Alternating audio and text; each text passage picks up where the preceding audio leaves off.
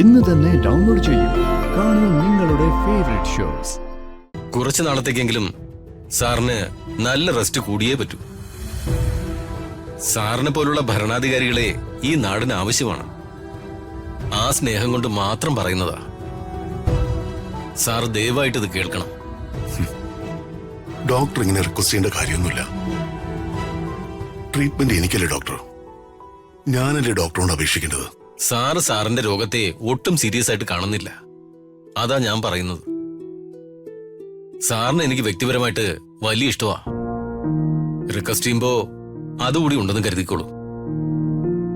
എന്റെ ജോലി തിരക്കുകൾ ദിനം പ്രതി ഒന്നിനൊന്നിന് കൂടുകയാണ് ഡോക്ടർ. വ്യക്തിപരമായ കാര്യങ്ങളൊക്കെ ഞാൻ മാറ്റിവെക്കാം.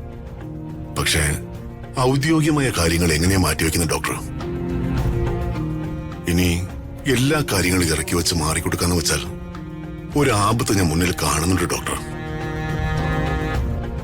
അർഹതയില്ലാത്ത പലരും ഈ നാടിനെ വിഴുങ്ങാൻ വാതുറന്ന് കാത്തിരിക്കുക.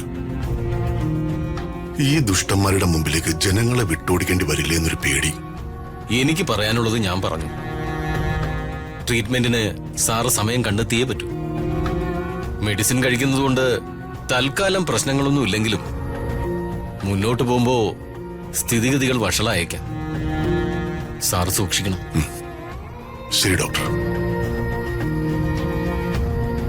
ഇതാ സർ, സാറ് ചോദിച്ച medical files. Thank you doctor.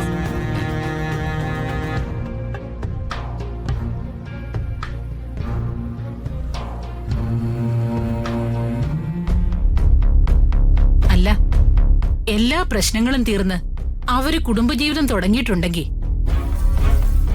അത് ചില കുഴപ്പങ്ങളുണ്ടല്ലോ അംബികെ. അവരുടെ കുടുംബജീവിതം തകർക്കാൻ ഞാൻ പഠിച്ച പണി 18 പയറ്റിയതാ. പക്ഷേ പറ്റുന്നില്ല പുഷ്പകലെ. പക്ഷെ ഒന്ന് അകറ്റി നിർത്തിയില്ലെങ്കിൽ വലിയ ആപത്താണ് വരാൻ പോകുന്ന അംബികെ. മനസ്സിലായില്ല. ഇതൊക്കെ മനസ്സിലാക്കിയില്ലെങ്കിൽ പിന്നെ അംബിക എന്തോന്ന് ബുദ്ധിമതി. വലിയ തന്ത്രശാലിയാണെന്നാ പറയുന്നത്. യാതൊരു കോമൺ സെൻസും ഇല്ല. എന്നെ താഴ്ത്തിക്കെട്ടാനൊന്നും നോക്കണ്ട. അത് വിട്. പുഷ്കലയ്ക്ക് തോന്നിയത് എന്താന്ന് വെച്ചാ അത് പറയേ. എന്റെ അംബികെ, ഞാൻ താഴ്ത്തിക്കെട്ടാനൊന്നും നോക്കിയതല്ല. സാധാരണ ബുദ്ധിക്ക് ഒന്ന് ആലോചിച്ചു നോക്കാൻ മാത്രമാ പറഞ്ഞത്. രാജുവും ഋതികയും ഇങ്ങനെ റൊമാൻറ്റിക്കായിട്ട് മുന്നോട്ട് പോയാ അവർക്കൊരു കുഞ്ഞ് ജനിക്കും. അങ്ങനെ ഒരു കുഞ്ഞ് ജനിച്ചാൽ അത് അംബികയ്ക്ക് വലിയൊരു പാരയാകും. എനിക്ക് മനസ്സിലാകുന്നില്ല. പുഷ്കല എന്താ പറയുന്നേ? എന്റെ അംബികെ, ഋതികയ്ക്ക് ഒരു കുഞ്ഞ് ജനിച്ചാൽ പ്രതാപവർമ്മ സാറിന്റെ മനസ്സ് മാറാൻ വേറെ വല്ലതും വേണോ?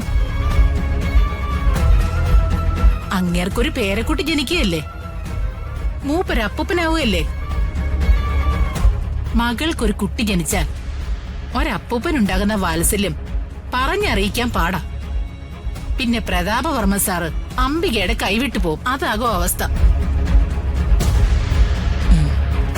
പുഷ്കല പറഞ്ഞത് 100% ശരിയാ. രാജുവും ഋതികയും ഒരുമിക്കരുത്. അവര് തമ്മിൽ അടിച്ചു പിരിയാനുള്ള അടുത്ത വഴി നോക്ക്. അകലേ നോവിനാലേ